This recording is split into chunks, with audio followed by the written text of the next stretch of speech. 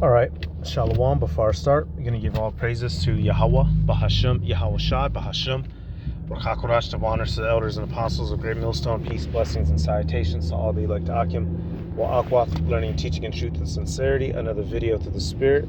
Your brother Malak from GMS Detroit. Hey, in this lesson right here, the elites have turned everyone into corporate slaves, even their own people. Right? And that's the primary takeaway from this lesson. Of course, we're going to touch on John D. Rockefeller, right? He gets mentioned in this clip. But the point of this one, showing you y'all, hey, us the Israelites, we know that we're the slave class, truly, the so-called Negroes, Latinos, and Native Americans, right? But Esau, Edom, the elites, right? The elite banking families, and the ones that also control the other important sectors of the world, right? Of society.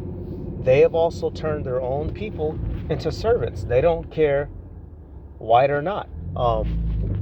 That's why so many people in today's world are mourning, right? Suffering, can't pay this, can't afford that. Well, you have your own people to blame, not black fatigue, which these niggas are wicked, but we're not the root cause. The elite demons who are running the world are the cause of, the societal collapse, and they're doing it on purpose, all to push towards their NWO, New World Order. And this is a plan that's been put into action long ago, y'all. They didn't just wake up 10 years ago with this technology and start one. This has been a long road.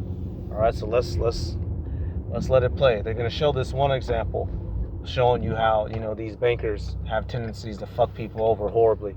This guy, I forget his name, but we're gonna start with him. Then we're gonna jump to John D. Rockefeller's wicked ass. American history who amassed a net worth propaganda threatening economic progress. And no one exemplified that manipulation more than Jay Gould, one of the most powerful railroad executives Jay Gould in American history, who amassed a net worth of over $70 billion today. Where in 1886, after Gould betrayed a labor agreement and fired a worker for organizing, the Knights of Labor, then the largest labor organization in the country with over 700,000 members, launched the first coordinated multi-state strike across Gould's entire Southwestern Railroad empire, demanding not only that the fired worker be reinstated, but also fairer wages, safer conditions, and an end to discriminatory hiring practices. But rather than negotiate, Gould hired thousands of strikebreakers, commonly referred to as scabs, the Pinkerton Detective Agency, a private security force notorious for provoking violent clashes with labor unions, and leveraged his political ties to deploy state militia to forcibly reopen his blockaded stations. And after weeks of violence and economic disruption, Gould and the Knights of Labor finally reached an agreement, and union members were ordered back to work. However, before the ink had even dried, Gould reversed course, firing and blacklisting every union member across the system, causing the Knights of Labor to lose all credibility as their membership plummeted by over 60% in less than 2 years. And while the remaining workforce, now stripped of any protection, returned to longer hours, lower wages, and harsher conditions, Gould was asked how he managed to suppress such a massive uprising. His response? "I can hire one half of the working class to kill the other half," establishing a blueprint I can hire one half of the working class to kill the other half. And that's how Esau gets down, y'all. What you want, someone else will. Here it is, this guy who was mistreating his workers. They go on a strike. He's hiring people to fuck them up. He finally agrees to some terms. And then when they all get back to work, and what does he do? Fire all the people who went on that strike. This is how the devil works. He doesn't deal justly. He's a greedy son of a bitch. That's why it says, hey, there's a scripture, y'all.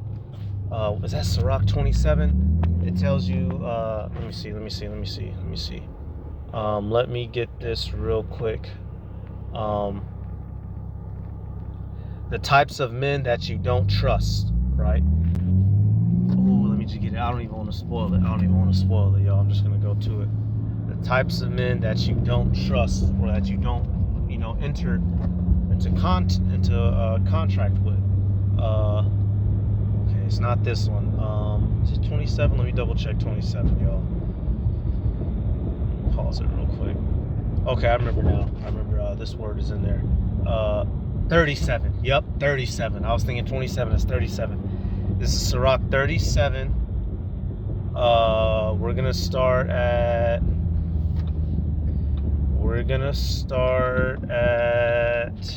Let me see. it gives a list of the kinds of people that you avoid. Let me see. The type of people you don't consult with, because they're going to consult for their best favor. I'll start right here at verse 10. It says, consult not with one that suspecteth thee, and afterward he stand on the slakya. Consult not with one that suspecteth thee, and hide thy counsel from such as envy thee. Neither consult with the woman touching her whom she is jealous, neither with the coward in matter of war. So this is going down the list of people, y'all, that you don't deal with in a particular expertise, because they're always going to try to fuck you over in that field of expertise. Why? Because that's their expertise. That's where they do their work at. Nigga, you're not going to try to cross up Allen Iverson. You're not going to try to outplay MJ, right? You understand what I'm saying? It says what? Nor with the merchant concerning exchange, nor with a buyer of selling, nor with the envious man of thankfulness, nor with the unmerciful man touching kindness, nor with a slothful man of any work, nor with an hireling of a year of finishing work, nor with an idle servant of much business. Hearken not unto these in any matter of counsel, y'all. And laying it to that video, a merchant of exchange and a buyer of selling. Esau Edom is constantly trying to fuck you and the world over. He wants the money, he wants the power, he wants the resources, the minds and the bodies of the people. He's never going to do justice. Going on strikes, marching against him is never going to bring the peace that the people are looking for. This man has had a lot of time to practice being a devil, which is why people are mourning in today's society. The way that he set these things up, the reason why you're not making good money, the reason why you can't afford shit, this is the succubus system that he's created to constantly keep himself in a high position and you in a low. I saw one of these comments. Oh, right here, look. It says CEOs used to make 20 times more than their employees. Now it's like 300 times more. That's all you need to know. Right, bingo. Why? Because when this Rona Dona shit happened, big businesses were bailed out, little businesses crashed, and who all suffered? The common man. This is how this devil gets down, y'all. He's unjust. There's a scripture, I believe it's in Proverbs.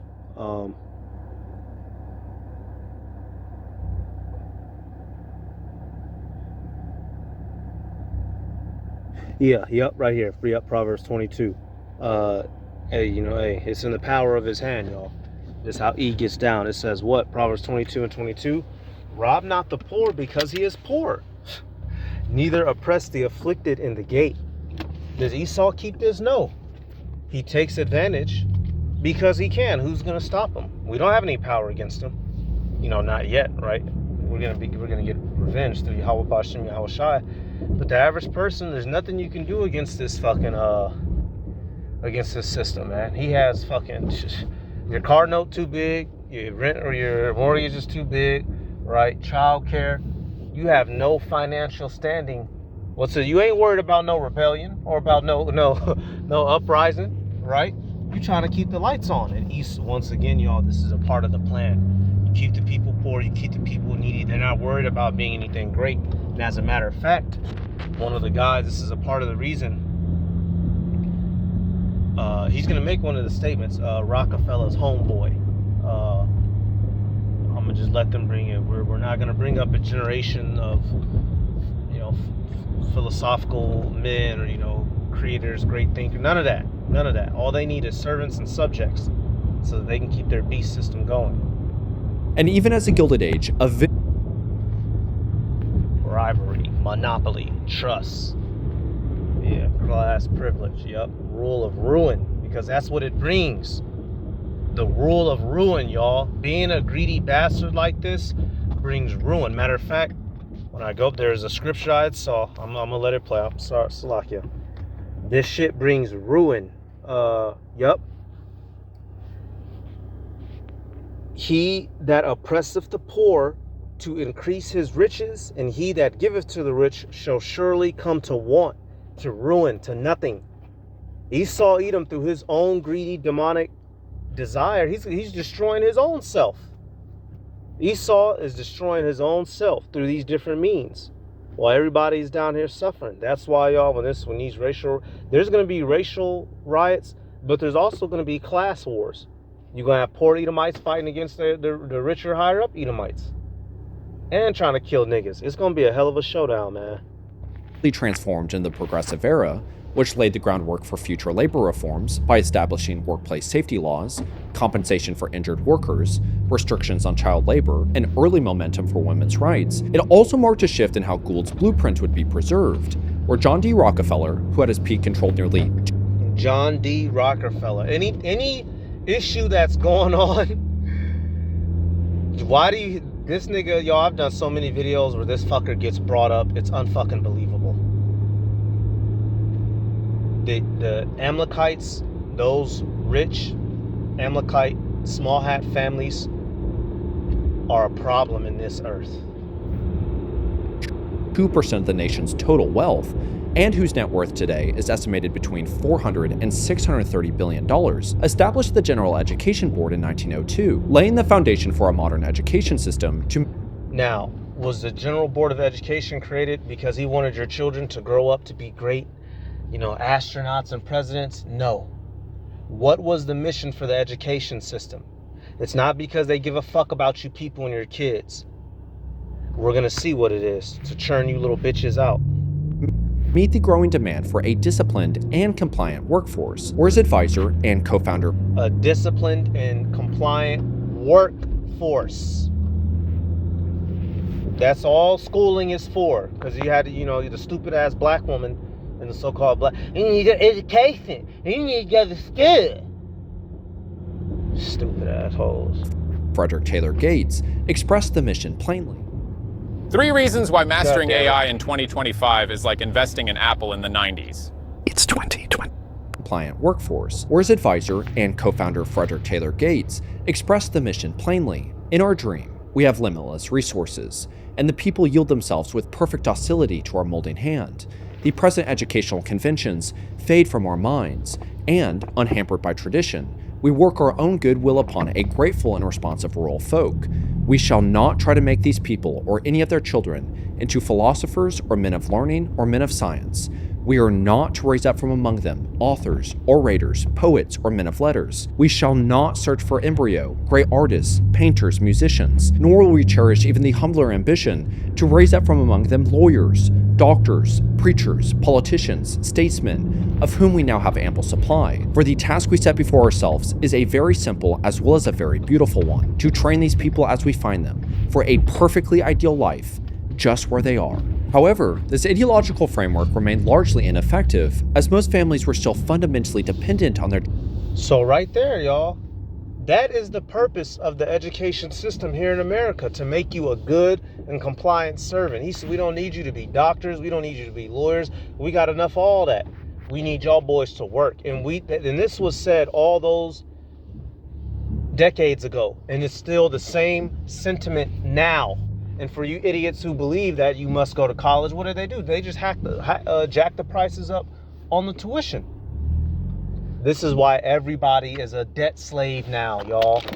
A debt slave. That was the mission of the elites, so that they can have control not only over us, the Israelites, but over their own people as well. So these retarded ass Edom, they run around talking about black fatigue. You need to be tired of the elites, because they're the ones making your life hell. They're the ones that got all us down here running this rat race, because the debt is the language of slaves. Gold and silver is the language of kings. God damn it! Let me get is that Sirach? The term that gets used is surety. Yeah, okay, yeah. Let me go to surety ship or surety. The term that gets used, surety. Let me see. Let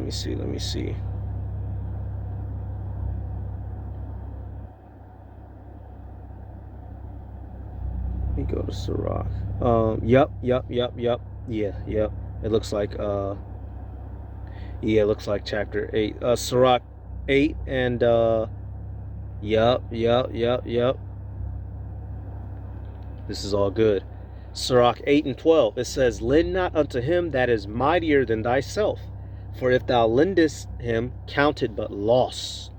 Be not surety above thy power. So having to take in a debt above your power. For if thou be surety, take care to pay it. Go not to law with the judge, for they will judge for him according to his honor. And this is how Esau yanks everybody up. You're forced to find yourself caught up in this man's debt system. And then what? The bills rack up and they rack up and they rack up. Late fees, right? Charges, rebate, all this shit. You know, if you miss, this is how this guy has gained monopoly and control over not just our black asses, but over the rest of these Americans. And so while they're busy pointing the finger at us, you need to be pointing the finger at your own elites. They've made you debt slaves, just like us. Just like us. Sirach 29. Yep. And yeah, these are some good ones. Sirach 29 and 16, it says, a sinner will overthrow the good estate of his surety, and he that is of unthankful mind will leave him in danger that delivered him. Yeah. So here it is, you know, man, you know, if you take on somebody's debt, imagine they just straight up hop out and abandon you, right? You'd be looking to kill that person. Verse 18, suretyship hath undone many of good estate, and shaken them as a wave of the sea. Mighty men hath it driven from their houses, so that they wandered among strange nations. Esau Edom knows this. This is why this man's system is one set up based off of debt, so that he can have control over you. And that when you fail to pay these debts, he owns everything that you have, while you own nothing. Now you're an eternal slave. Proverbs 22 and 7, the rich ruleth over the poor, and the borrower is servant to the lender. This is what America's about. This ain't the land of the free and the home of the brave. It's not what you know, it's who you know. And if you're not connected to that small little group, you out here down bad too, just like us. So they can get richer and greater while you get poor and poor. And what did they say? You shall own nothing and be happy. That's not a joke of the NWO. While they pockets is getting fatter and fatter, out here for the average American, it's getting leaner and meaner. God damn it. Their children's income. Or it wasn't until the Great Depression, with a youth unemployment rate reaching as high as 60% in many urban areas. This is why the working class has been chopped up, right? Because the working class is what built America, literally. But now Esau doesn't need the working class anymore. He has his technology, he has his AI. Now he's getting rid of folk.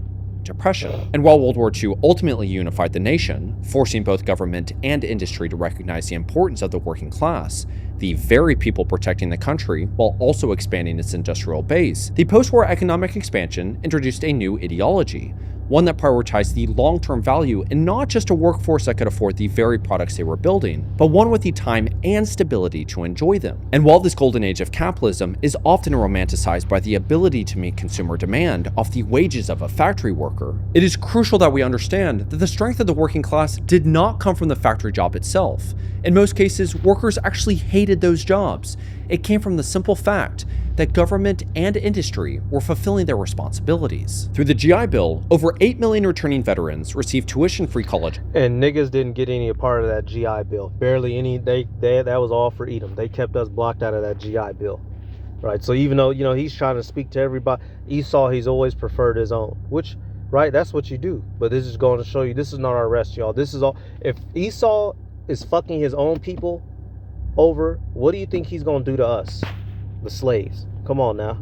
Education, vocational training, and low-interest government-backed mortgages, fueling national ownership from 44% in 1940 to nearly 62% by 1960. Corporate tax rates were also more than twice what they are today. And this is the golden age, right?